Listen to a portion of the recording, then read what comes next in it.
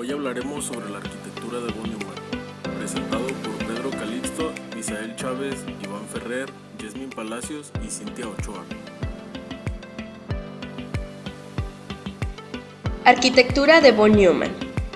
La mayoría de los sistemas informáticos actuales siguen al pie de la letra la arquitectura propuesta por von Neumann en el diseño del ETAC. Esta arquitectura se caracteriza porque el programa que ejecuta el sistema informático está almacenado internamente en el propio sistema. Von Neumann describió el fundamento de todo ordenador electrónico con programas almacenados.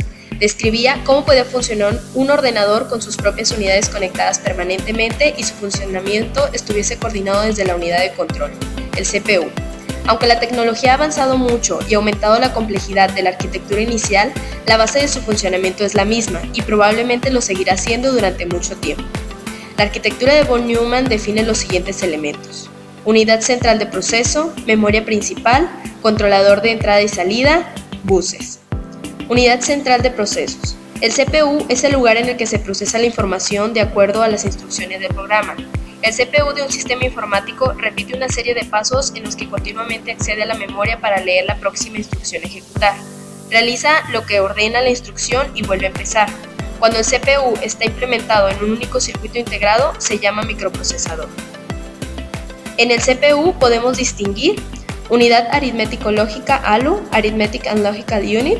Se encarga de realizar las operaciones aritméticas, sumas, restas, multiplicaciones, etc. y lógicas, AND, OR o rotaciones, desplazamientos, etc. con los datos. Normalmente los datos con los que opera, así como los resultados de la operación, se encuentran en registros del CPU. Las operaciones que es capaz de realizar están definidas por el juego de instrucciones del CPU. Es posible encontrar ALUs con capacidades orientadas hacia las operaciones con valores de enteros, como flotantes o números imaginarios, por ejemplo, en las DSP. Banco de registros. Proporciona un espacio de almacenamiento para los datos con los que trabaja la CPU. Los registros se deben cargar con información que proviene de la memoria principal antes de comenzar a operar. Cuando se necesita dejar espacio libre en el banco de registros para operar con nuevos datos, su valor debe escribirse en la memoria principal.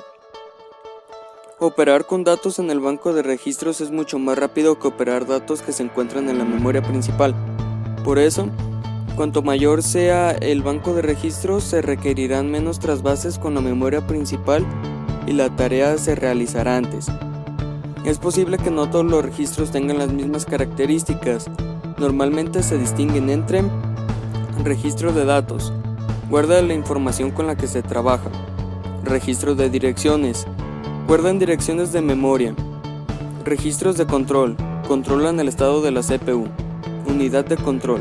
La unidad de control se encarga de leer instrucciones máquina almacenadas en la memoria principal y de generar señales de control necesarias para controlar, coordinar el resto de unidades funcionales de un ordenador con el fin de ejecutar instrucciones leídas. Partes fundamentales. Contador de programa. Registro que apunta a la dirección de memoria de la próxima instrucción a ejecutar. Se incrementa automáticamente después de ejecutar cada instrucción. Registro de instrucción. Guarda la instrucción que se está ejecutando. Decodificador. Interpreta la instrucción a ejecutar. Reloj. Genera una señal de sincronía. Secuenciador. Activan el orden adecuado a las diferentes unidades funcionales para ejecutar la instrucción. Los dos tipos más frecuentes de unidades de control son cableada.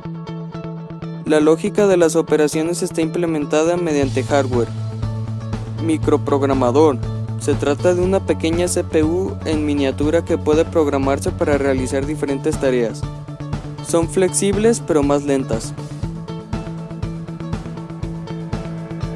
Memoria principal. La memoria principal tiene por objeto guardar información que es accesible a la CPU. La CPU puede leer o escribir datos en las diferentes posiciones de memoria que componen la memoria principal. La memoria principal tiene menor capacidad que la memoria secundaria, que virtualmente es ilimitada, pero es mucho más rápida. Actualmente la memoria principal se implementa mediante circuitos integrados. La memoria principal de los sistemas informáticos suele estar formada por dos áreas diferenciadas: memoria RAM, memoria de acceso aleatorio, no tiene por qué ser utilizada de manera secuencial, que permite tanto la lectura como la escritura. Habitualmente, en los sistemas informáticos se trata de un medio de almacenamiento volátil, de manera que se pierde su contenido al cesar la información. Memoria ROM, memoria de acceso aleatorio, que solo permite la lectura de los datos que almacena. Se trata de un medio de almacenamiento persistente, pues no pierde su contenido cuando cesa la alimentación. Controlador de entrada-salida. En la medida en la que el sistema informático precisa comunicarse con el mundo exterior utilizando diferentes periféricos, es decir, un elemento que controle el flujo de información que entra o sale del sistema informático. Los periféricos del sistema informático se pueden clasificar en periféricos de entrada. Sirven para introducir información en el sistema informático. Ejemplo, teclado o ratón. Periféricos de salida. Si representan información que sale del sistema informático. Ejemplo, monitor, impresora. Las técnicas más extendidas de gestión de entrada-salida son: espera activa. La CPU se encarga de la transferencia de información consultando continuamente el estado del dispositivo periférico. Simple e ineficiente. Uso de interrupciones. La CPU se encarga de la transferencia de información, pero el dispositivo periférico le notifica los cambios mediante un estado, una interrupción. DMA. El controlador DMA se encarga de toda transferencia de información. Puede ser un bloque y puede requerir de conversión. Al final, el controlador DMA utiliza una interrupción para notificarlo a la CPU. Con esta técnica, la CPU programa el controlador DMA para realizar el trabajo y queda libre para realizar otras tareas. Es la técnica más eficiente. Buses. Transportan la información entre los diferentes elementos de la CPU. Se distingue entre el bus de datos, que transporta la información que se está procesando, y el bus de control, que proporciona toda la señalización necesaria para realizar el trabajo de forma ordenada. Buses del sistema. Los buses son las vías de comunicación que permiten mover la información entre los distintos elementos de la computadora.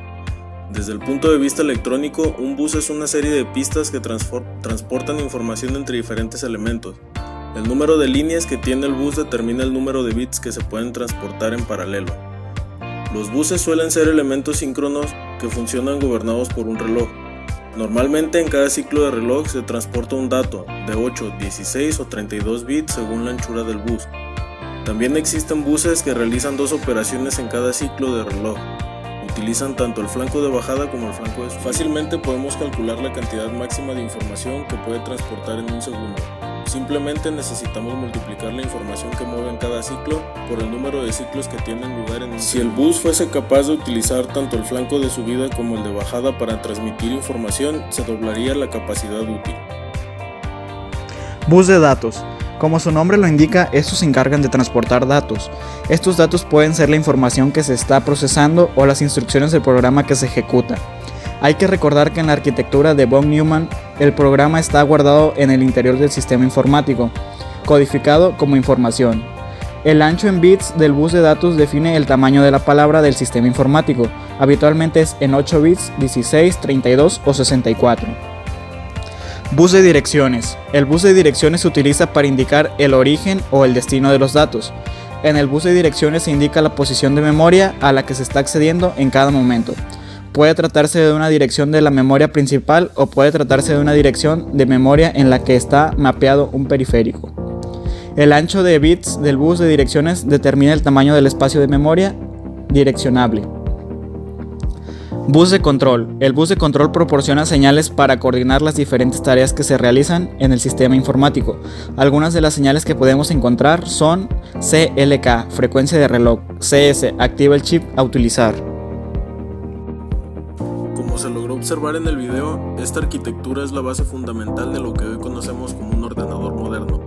Estos nos ayudan a facilitar nuestro día a día y de aquí la importancia de este modelo interno de una computadora, ya que sin esto nuestro presente no sería lo mismo y muy posiblemente muchos otros avances tecnológicos se habrían truncado.